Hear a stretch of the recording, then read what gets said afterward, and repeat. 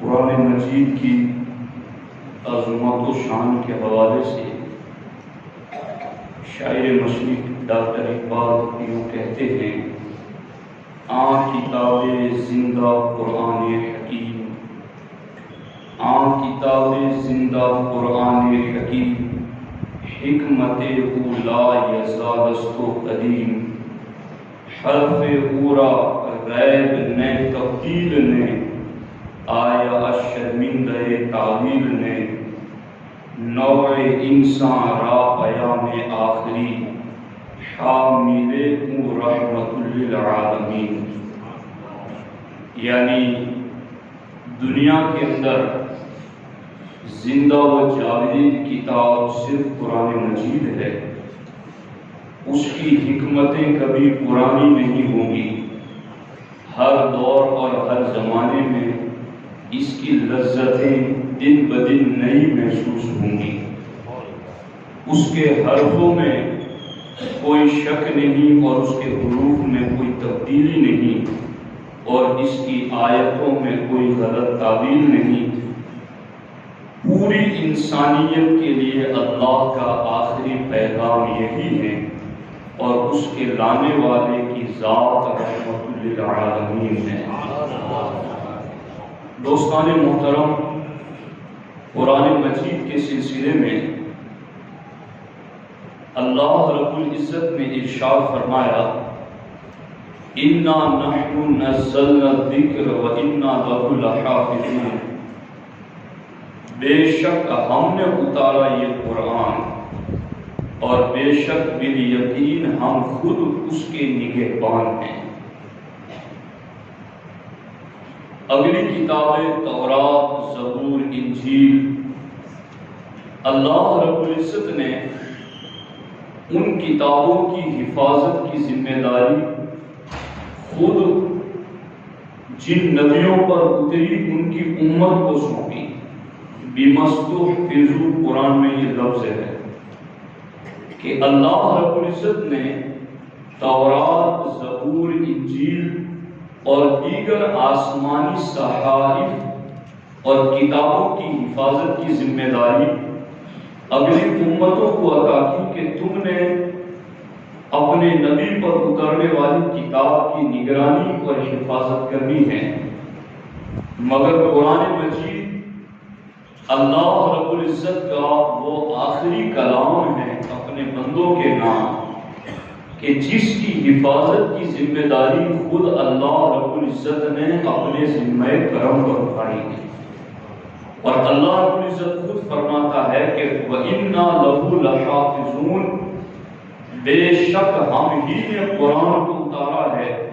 اور بے شک ہم ہی اس کے محافظ ہیں۔ اب یہ محافظ اللہ جو فرماتا ہے کہ ہم ہی اس کے محافظ ہیں، اس کا کیا مطلب ہے؟ تو تفسیر بیضاوی میں یہ لکھا ہوا ہے: لَحَافِظُونَ أَيْ مِنَ التَّحْرِيفِ وَالزِّيَادَةِ وَالنَّقْصِ، یعنی ہم قرآن کی یوں حفاظت کریں گے کہ کوئی قرآن میں تحریف نہ کر سکے گا، کوئی قرآن میں تبدیلی نہ پیدا کر سکے گا، کوئی قرآن میں گھٹا بھی نہ سکے گا اور بڑھا بھی نہ سکے گا۔ اس کے گھٹانے اور بڑھانے سے ہم محافظ ہیں،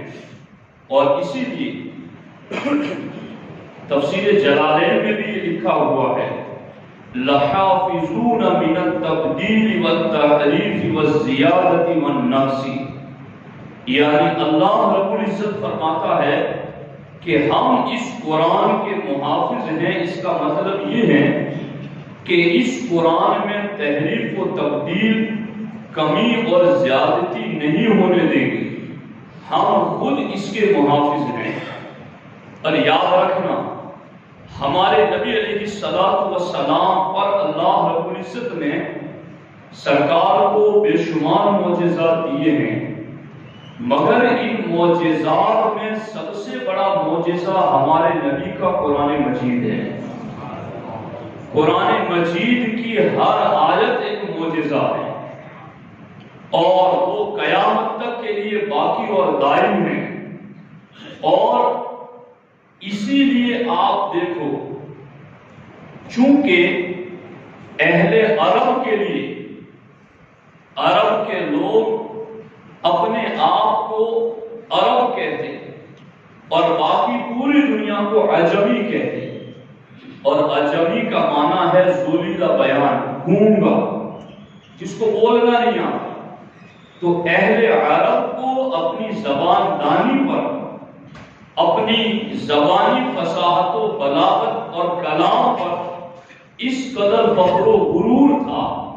کہ وہ اپنے بالمقابل پوری دنیا کو عجمی یعنی گونگا کہتے اور اپنے آپ کو زبان دان کہتے،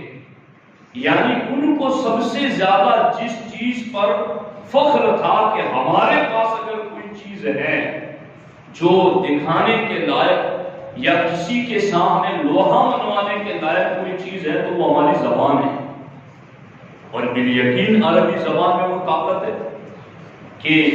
اتنی وسیع ترین زبان دنیا میں کوئی نہیں، جس میں اگر آپ ڈھونڈنے کے لیے جائیں تو ہم اگر اپنی زبان میں ٹوپی جو ہے، اگر اس کو ٹوپی کے علاوہ دو چار دوسرے ناموں سے کسی کو پہچان کرانا چاہے تو ہمارے پاس اپنی زبان میں ٹوپی کے سوا دوسرے 4 لفظ نہیں ملیں گے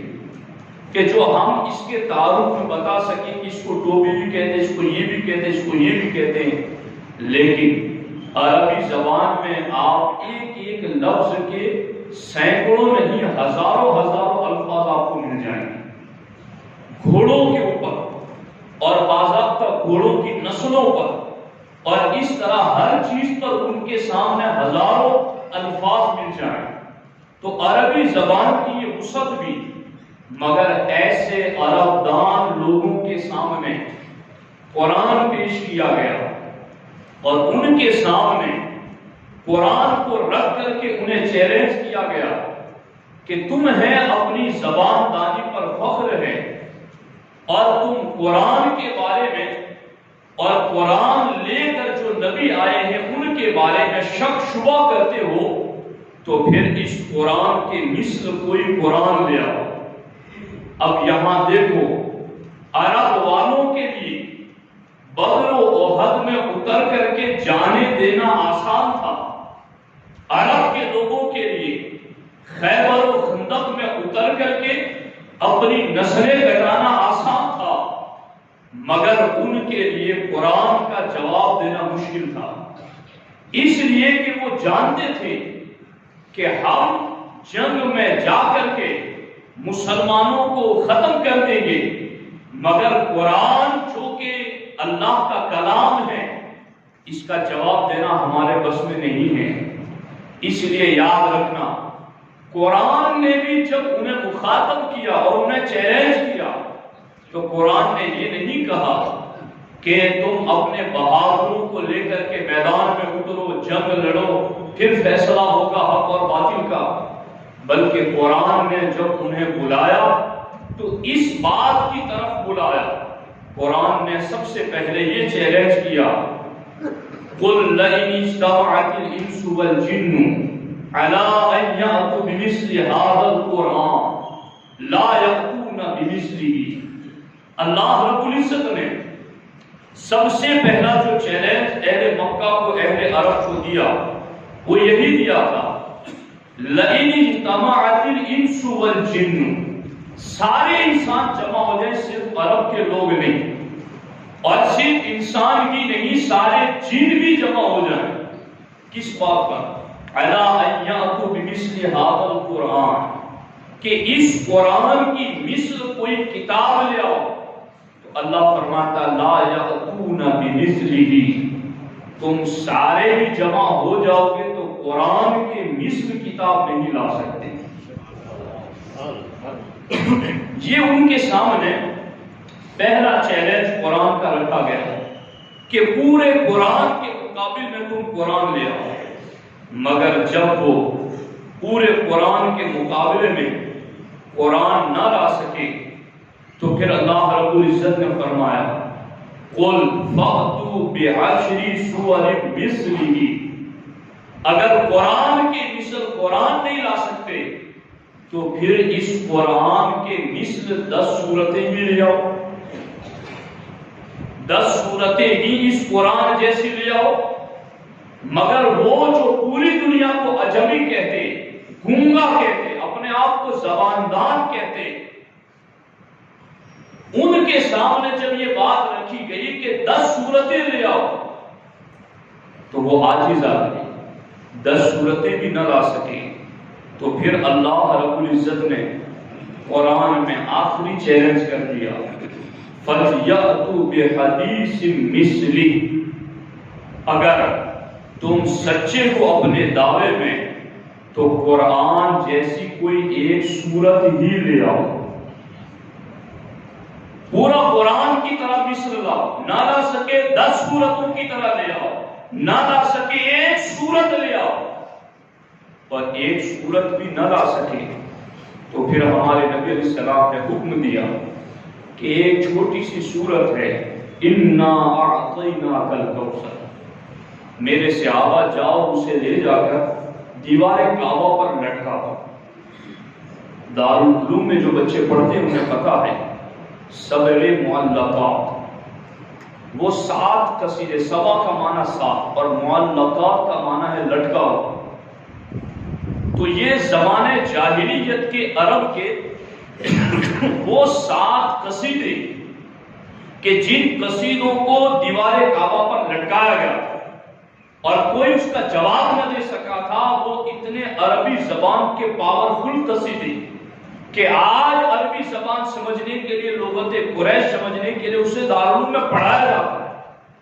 تو یوں عرب کے لوگ جب کوئی لاجواب کلام لکھتے تو دیوار کعبہ پر لٹکاتے اور کہتے لاؤ اس کے جیسا کلام۔ جب قرآن کا چیلنج پورے قرآن جیسی کتاب بھی نہ لا سکے، 10 سورتیں بھی نہ لا سکے، ایک سورت بھی نہ لا سکے، تو سرکار دو عالم صلی اللہ علیہ وسلم نے فرمایا سورہ کوثر کو لے جا کر دیوار کعبہ پر لٹکاؤ اور پورے عرب کو چیلنج کرو کہ آؤ آ کر کے اس سورت کا کوئی جواب دو۔ تو عرب کا سب سے بڑا عمر دراز شخص جس کی فصاحت و بلاغت پر لوگوں کو ناز تھا، جو اتنا بوڑھا ہو چکا تھا کہ اسے دیکھنے کے لیے پلکیں اٹھانی پڑتی تھی، اس کے بال بھی اتنے لمبے ہو گئے تھے پلکوں گھوڑوں کے کہ وہ بال اٹھا کر پھر پڑتا۔ جب اس کو لایا گیا کہ ہمارے لیے جنگ میں اترنا آسان ہے مگر اس قرآن کا جواب دینا مشکل ہے، تم ہمارا سہارا ہو، اس قرآن کا جواب دے دو تو یہ اسلام مذہب پھیلے گا نہیں۔ وہ آیا، اس نے پوری اِنَّا أَعْطَيْنَاكَ الْكَوْثَرَ فَصَلِّ لِرَبِّكَ وَانْحَرْ إِنَّ شَانِئَكَ هُوَ الْأَبْتَرُ، یہ پڑھا۔ اس کے بعد اس نے قلم نکالا، لوگوں نے کہا چلو آج جواب لکھ دے گا تو ہمیں یہ کہنے کا موقع مل جائے گا کہ ہم نے قرآن کا جواب دے دیا ہے۔ اس نے قلم نکال کر نیچے لکھا تو کیا لکھا؟ إِنَّ هَذَا لَيْسَ لِكَلَامِ الْبَشَرِ، یہ کسی بشر کا کلام ہو بھی نہیں سکتا، یہ کسی انسان کا کلام نہیں ہے، یہ تو خالق انسان کا کلام ہے۔ تو کل بھی دنیا قرآن کے سامنے نزول قرآن کے زمانے میں عاجز تھی اور آج بھی قرآن کے سامنے یہ دنیا عاجز ہے۔ بڑی کوششیں کی امریکہ اور اس کے حوالیوں نے کہ قرآن کا جواب لکھا جائے۔ میں نے کئی کتابیں پڑھی، ایسے انگریز تیار کیے گئے جن کو بچپن سے عربی پڑھایا گیا، سارے علوم دیے گئے ان کو اور اسپیشلسٹ ان کے مددگار دکھائے گئے اور انہیں کہا گیا کہ تم قرآن جیسی کتاب لکھو۔ اس نے کاغذ لیا، قلم لیا اور لکھنا شروع کیا، کچھ جملے بنائے عربی کے، اور عربی کے جملے بنانے کے بعد پھر اس نے اپنے لکھے ہوئے کو دھیان سے پڑھا تو اسے قرآن میں جیسی غیبی خبریں ہیں، قرآن میں جو اسرار و رموز ہیں، قرآن میں جو زبان کی سلاست، فصاحت اور بلاغت ہے، وہ اسے اپنے کلام میں نظر نہ آئی تو اس نے پھاڑ دیا اور پھر لکھنا شروع کیا۔ پھر لکھنے کے بعد اس نے پھر پڑھا، ایک صفحہ تو اس کو پھر کمی نظر آئی، پھر اس نے پھاڑ دیا، یہاں تک کہ اس نے لکھتے پھاڑتے ایک لمبا عرصہ گزار دیا، بالآخر اس نے قلم رکھ کر کے یہ کہہ دیا کہ انسان کا کلام ہوتا تو میں جواب لکھ پاتا، یہ تو مجھے یقین ہو گیا یہ انسان کا نہیں، خالق انسان کا کلام ہے۔ دنیا قرآن کے سامنے عاجز ہے کہ قرآن کا جواب نہیں دے سکتی۔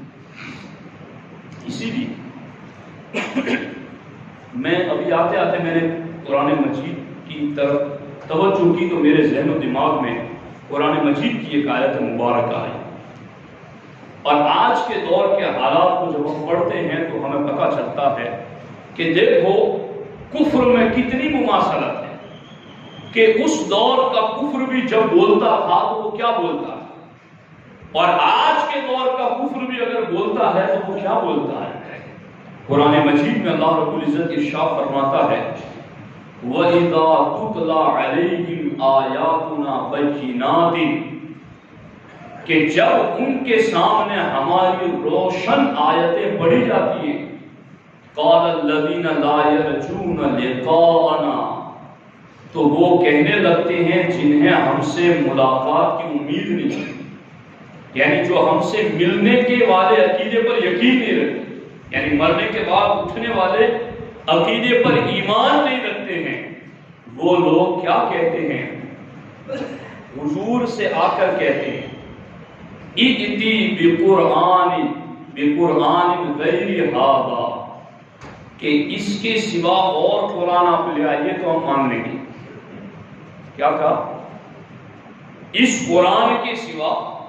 کوئی اور قرآن لے آئیے تو ہم مان لیں گے، یا پھر آپ یہ کیجئے کہ او بدلہ، آپ اس قرآن کو بدل دیجئے تو بھی ہم آپ کو مان لیں گے۔ وہ جنہیں ماننا نہیں تھا، وہ جن کے دلوں میں ہی انکار بسا ہوا تھا، انہوں نے جب قرآن نازل ہو رہا تھا تب حضور سے یہ درخواست کی تھی کہ ایتی بقرآن غیر ھذا، اس قرآن کے سوا کوئی اور قرآن لے آؤ، او بدلہ، یا اس کو بدل دیں، اس قرآن کے اندر کچھ چینجنگ کر دیں۔ تو حضور علیہ السلام نے جو جواب دیا تھا، جو رب نے قرآن میں نازل فرمایا، آج بھی حضور کے غلام وہی جواب دیں گے اور وہی آیت پڑھیں گے۔ قرآن میں رب نے فرمایا قل، حبیب آپ فرما دیں ما یکون لی ان ابدلہ من تلقاء نفسی، حبیب تم فرما دو مجھے یہ حق نہیں پہنچتا کہ میں اس قرآن میں اپنی طرف سے تبدیلی کر دوں، مجھے یہ حق نہیں پہنچتا کہ اللہ کے کلام میں تبدیلی پیدا کروں۔ تو آج اگر کوئی ہم سے یہ کہہ رہا ہے کہ اتنی آیتیں نکال دو یا اتنی آیات میں تبدیلی پیدا کر دو، تو پھر ان کے سامنے قرآن کی آیت پڑھ کر انہیں بتا دو ما یکون لی ان ابدلہ من تلقاء نفسی، کہ ہمارے پاس یہ حق نہیں ہے کہ ہم قرآن میں تبدیلی پیدا کر سکیں۔ ہمارے پاس حق کیا ہے؟ ہمارے پاس حق صرف یہ ہے ان اتبع الا ما یوحی الیہ، سرکار فرماتے مجھے یہ ریکویسٹ کرنے والوں کہ اس قرآن کی طرح دوسرا لے آؤ یا اس میں تبدیلی پیدا کر دو، مجھے یہ حق نہیں کہ میں اس میں تبدیلی پیدا کر دوں، صرف حق یہ ہے ان اتبع الا ما یوحی الیہ، میں تو صرف یہ کر سکتا ہوں کہ جو مجھ پر وحی اترتی ہے میں اس کی پیروی کرتا ہوں، بس ان اتبع الا ما یوحی الیہ۔ اور اگر آگے کی کوئی بات سوچتا ہے تو رب ذوالجلال فرماتا حبیب یہ بھی فرما دے ان عصیت ربی عذاب یوم عظیم، اور اگر میں اپنے رب کی نافرمانی کروں تو مجھے بڑے دن کے عذاب کا ڈر ہے۔ یعنی کوئی بھی بندہ کلام مجید میں تبدیلی پیدا نہیں کر سکتا، اب آپ یہاں پر دیکھیں کہ قرآن مجید کے حوالے سے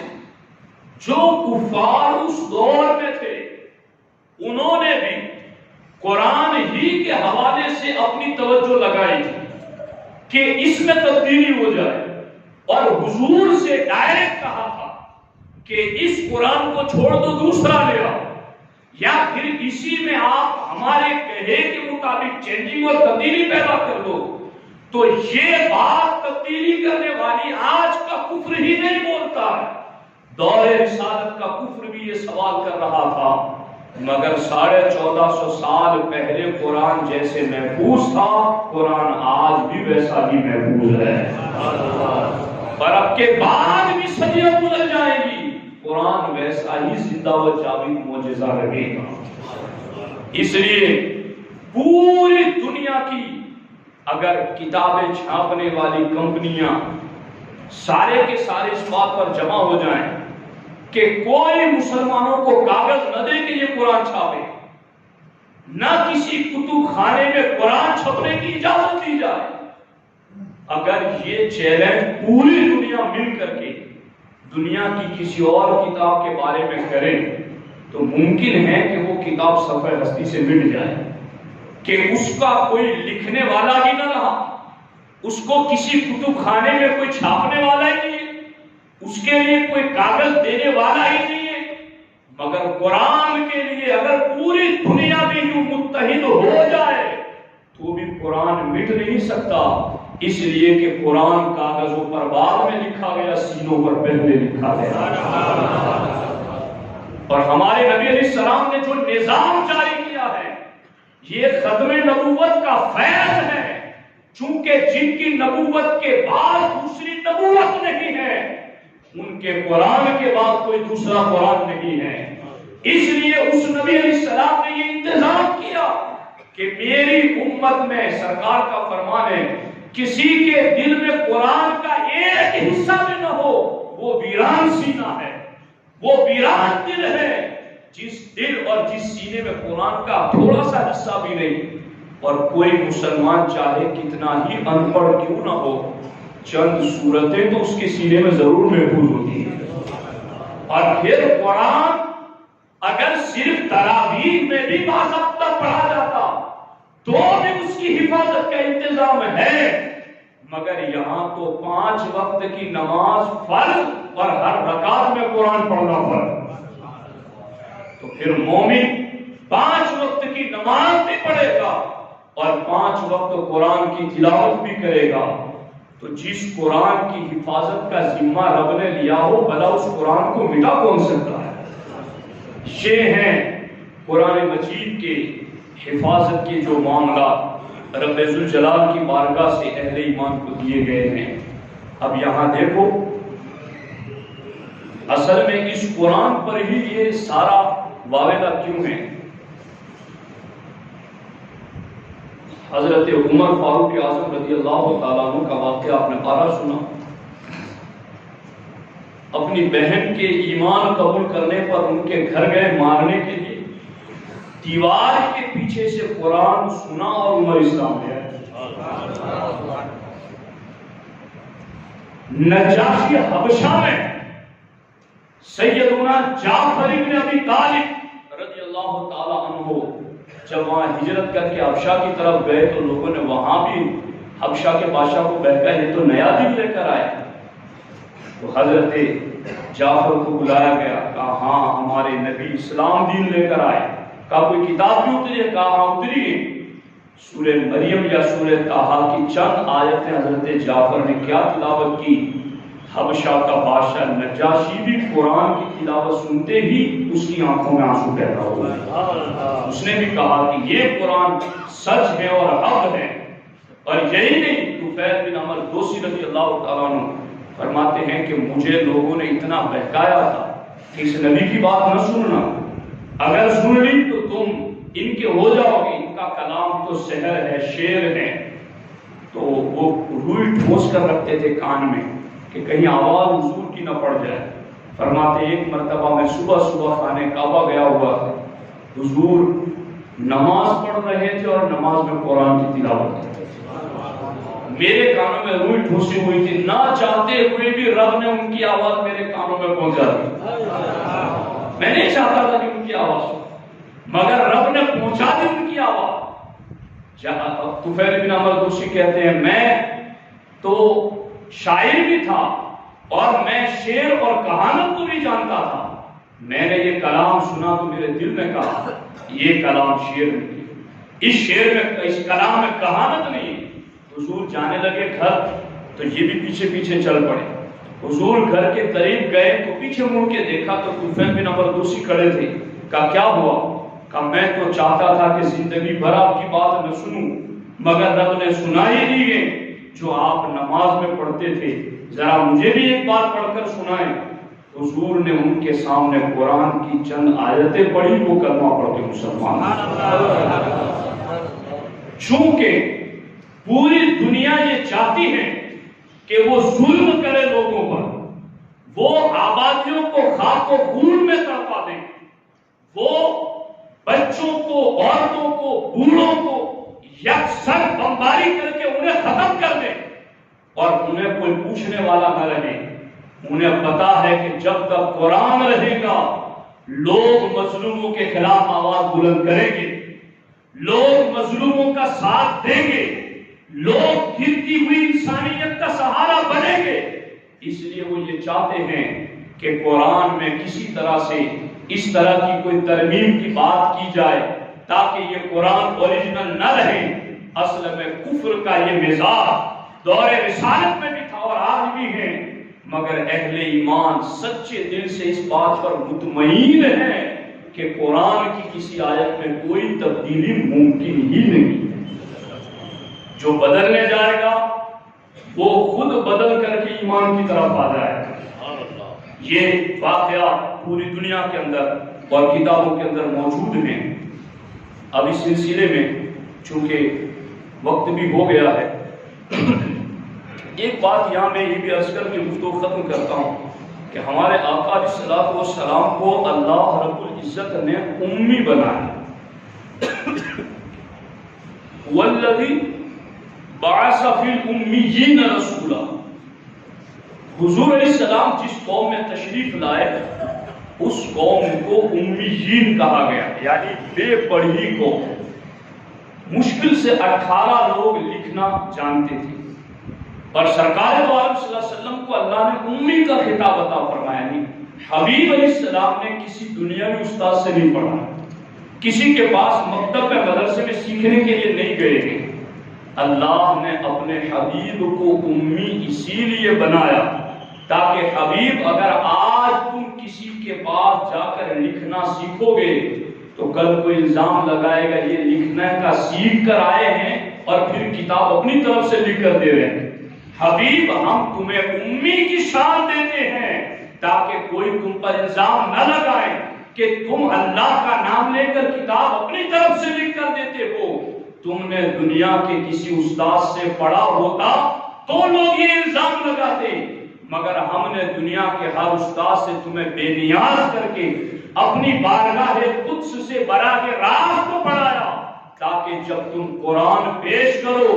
تو کوئی تم پر اپنی طرف سے بنانے کا الزام نہ لگائے، بلکہ وہ ماننے پر مجبور ہو جائے کہ یہ امی نبی کتاب لے کر آئے ہیں تو بالیقین یہ رب ہی کا کلام ہے۔